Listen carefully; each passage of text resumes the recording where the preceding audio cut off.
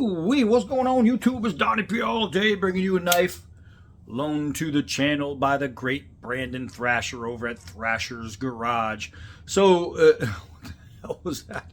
So, this is basically a budget knife, right? It's a budget brand. I'm looking right now on Smoky Mountain Knife Works, and I'm seeing this knife going for $35.99. Now, usually a knife this big with special features is going to be a little bit more. So if it's a budget knife, you can tell by the price what kind of knife you're probably getting. But I have some $5 frost knives that I've had for maybe 15 years that still work. So never judge a book by its price tag. Let's go over some of the specs for this sewn gun right here. So the blade length is 4 3/4 inches. It is 6 inches closed, which means it even fits my hands in 2 positions. The coating is, well, black coated. that's the technological word for it, black coated. So it is a tip up, ambidextrous, push button locked product type knife. Handle color black. The steel is 8CR13 MOV. Now, I've had some knives in this steel configuration that have done pretty good, but they've had exceptional heat treats. This one, I don't know. Let's see. Thickness is an 1/8 thick. Overall length open is 8 3/4 inches. It is a plain edge, flipper, thumb stud, everyday carry, clip point. Number of blades, just 1. So, as you can see by the way I just closed it, it is spring assist. So, it's going to be tight in the flipper until it flips. Then it pretty much does it on its own. It doesn't have a very crisp open. It's kind of smooth, but you can kind of feel where they're lacking in ceramic ball bearing. It is spring loaded, but I don't know. Closing, I'm trying to like open it more and more and more to see if I can get the thing to break a little bit. Not break as in sorry buddy, but just to make it a little smoother. It's just not happening. But the push button lock, it's not really a push button, it's more of like a lift button. This guy right here, you have to see how it lifts. Pretty sure you could see that. I'm doing it on the other side. There's 2 sides, but see how I have to do that? You're not pushing it, you're actually pulling it. So it should be pull button. But I don't know. That's it. You do have a jimped raised ramp, and it's a double swept blade. Not crazy about that. The looks, don't really do much for me. The handle material, did it say what that was? Did I go over that? Is it just plastic or something? A lot of data, handle color, data. They don't say. So I'm thinking it's just some kind of plastic. It's definitely not. Okay, yeah, it's plastic. Injected molded nylon. Fancy word for you got plastic. But it's a nylon scales, nylon handle, which is basically a bunch of fibers that they compress together. So it's similar to plastic. It's not plastic. But I don't know. I'm trying to find some really nice things to say about it. You do have, instead of a lanyard hole, you have more of a strap hole. That's a positive. The belt clip doesn't look so bad. That's not so bad. Comfort's not so bad. It's a little small for a knife this big. It's like, I wish it had more girth to the grip, is what it is. But we want to find out if it works. I got to use this arm because I've been doing those knives on this arm. I've been testing the sharpness. Shaved my whole arm, man. Those things are sharp.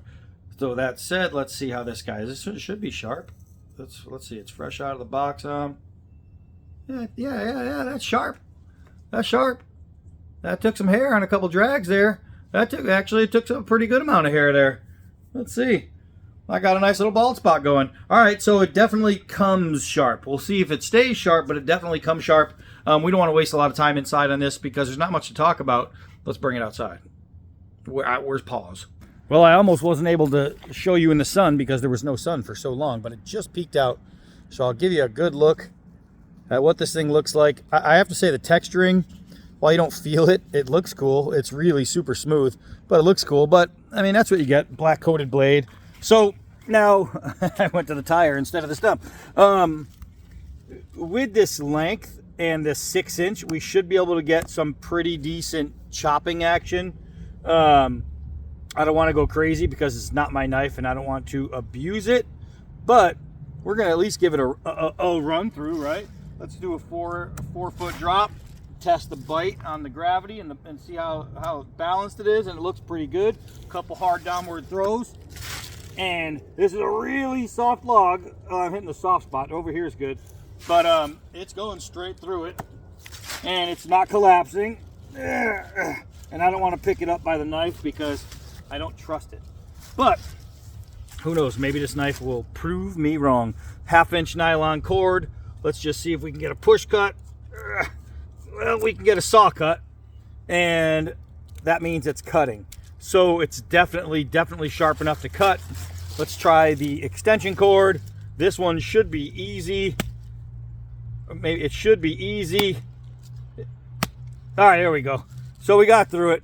The first one I hit pretty hard. It barely did anything, but we got through it. It's doing all right. Let's do the kitchen prep challenge here. Let's see. And it's eating it up. It's just as I say that, it gets stuck. All right. So having the length definitely helps for that. Let's. Oh well, Brandon, I'm sorry. I barely got started. That is a mega wobble there. That is a mega wobble. So just literally doing this really fried the internals on this knife. This isn't my knife. I'm not going to take it apart and see what's going on. I'm trying to see if there's like a shift in a stop pin or something. I can't really tell what's going on. It doesn't have a conventional stop pin up here. I think the stop pin is down here somewhere. This knife is an out-of-the-box fail. Listen. That's pretty bad. I got sideways wobble. I've got up and down wobble. I don't know if I can close it by hand. I don't know. Yeah, there you go. So, if you're looking at an Elite Tactical Conqueror, I would say conquer another brand, because that wasn't, I get a lot of Chinese made blades that outperform blades from anywhere else in the world. I mean, they're just amazing knives. And then you get the typical, these are the ones that people say, oh, don't buy that cheap Chinese crap and blah, blah, blah. There is such thing as cheap Chinese crap. This is cheap Chinese crap. This one is really bad. This is really bad. I couldn't recommend this as a first knife, as a kid's knife. I don't recommend this to anybody. This is a bad knife. It's just a bad knife. And what I hate about this is that people are going to see this knife and say, oh, this is why you don't buy knives from China, which is, I mean, it's bullshit, honestly, because you can get some of the best made weaponry in the world in China.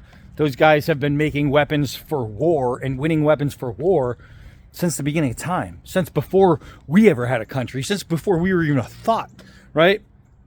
So, I don't know, but they are the kings of the cheapies. They're the kings of the spectrums. You can get one of the best made knives in the world in China. You can get one of the worst made knives in the world in China. It just depends on which knife you're getting, really. And this one right here, this is no bueno. I can't even continue testing on this because I don't want to break it. And right now it's at a point where, who knows, maybe Brandon can take it apart. And I'm trying to see if the pivot screw is moving. He can maybe take it apart and tighten it. And I don't want to do anything further that could ruin that from happening. So, on very light testing, no bueno.